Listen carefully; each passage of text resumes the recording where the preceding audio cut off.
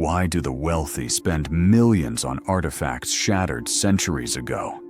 Are they buying history or searching for a place within it? In a world where everything can be bought, some symbols are acquired to hide more than they reveal.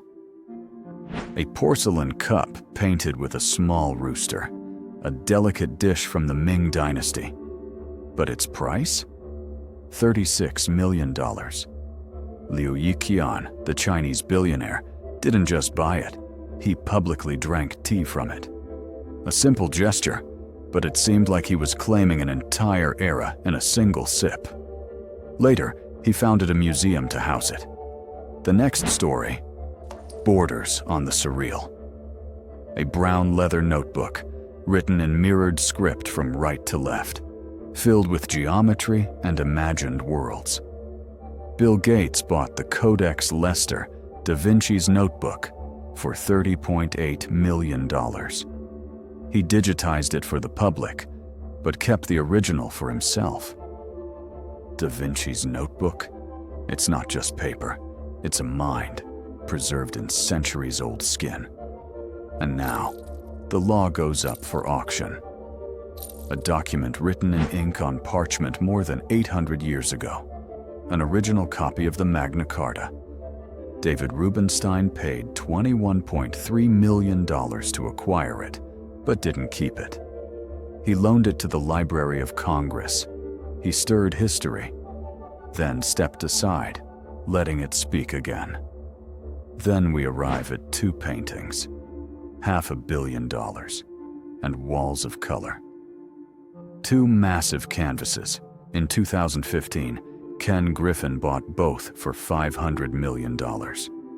They were later placed in the Art Institute of Chicago, as if money didn't just buy art, it bought access to wonder. But the next painting wasn't meant to be seen, but to wound. A dark canvas centered on a mother screaming over her murdered child. The Massacre of the Innocents by Rubens. David Thompson, Canada's richest man, paid $76.7 million for it. He made no statement. Perhaps he realized that some images aren't explained, but etched into memory like lashes. Now we move to a piece that turns, but reveals nothing. A golden egg, adorned with rubies and gold. Inside it, a clock ticking in whispers. The Rothschild Fabergé egg. Alexander Ivanov, a Russian collector, bought it for $16.5 million. He displayed it in a private museum in Germany. When history is locked behind glass, it grows quieter than any statue. But sometimes things aren't bought to be kept, but to be returned. 161 artifacts from the Cycladic civilization, over 4,000 years old. They were in the hands of Leonard Stern, an American businessman. The price was never disclosed, but he agreed to return them to Greece after a temporary display at the Met. He returned them quietly, as if whispering, "Some treasures aren't owned. They're borrowed from time." And the final painting shook the world of art. A man raises his right hand, surrounded by shadow and light. Salvator Mundi, attributed to Da Vinci. In 2017, it sold for $450.3 million, becoming the most expensive artwork ever sold.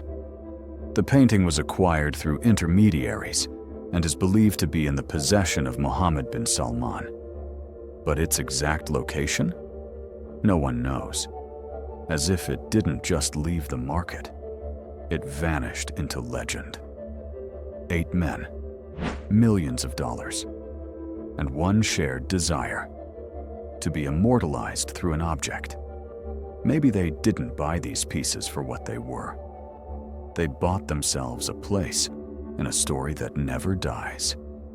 If you believe the past never truly disappears, subscribe, because the next story hides in the shadows of time, waiting to be found.